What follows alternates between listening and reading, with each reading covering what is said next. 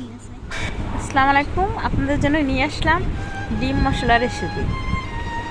আমি শসা, কাঁচামরিচ, পেঁয়াজ একসাথে কুচি করে লবণ দিয়ে মেখে নিচ্ছি।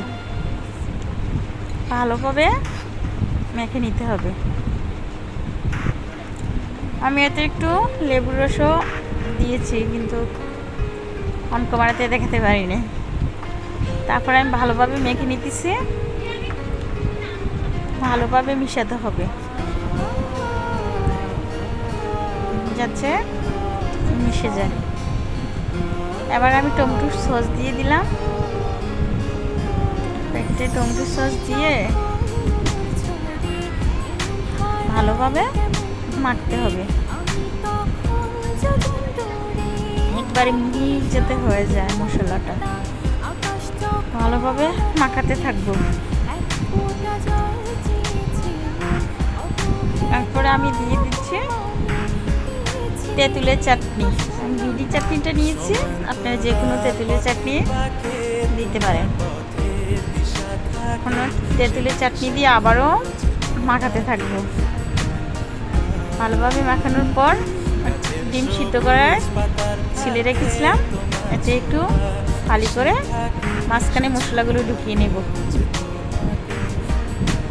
এভাবে চামচ দিয়ে মশলাগুলো ঢুকিয়ে নিতেছি। আমি 3টা ডিম সিদ্ধ করে মশলাটা ঢুকিয়ে নিতেছি। আপনারা চাইলে আপনার খাবার অনুযায়ী যার যার মতো করে নেবেন, যার যতটা প্রয়োজন হয়। আমি 3টা নিয়েছি, আমাদের মানুষ কম। তারপরে আমি মশলাগুলো ঢুকিয়ে নিয়ে তেঁতুলের চাটনিগুলো উপর দিয়ে দিচ্ছি। সবগুলোতে তেঁতুলের চাটনিগুলো আবার মশলা ভর্তি করে রাখা এক সাইডে দিয়ে দিব।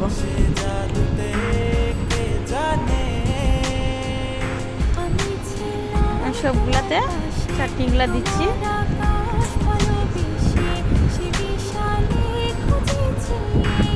এবার আমি সস দিয়ে দেব। সবগুলোতে সস দিলে খুবই টেস্টটা ভালো আসে, খেতেও খুব টেস্টের। ফাইনাল লুকটা দেখুন কেমন হয়েছে। এভাবে বাসায় বানিয়ে খাবেন, খেতে ভালো লাগবে।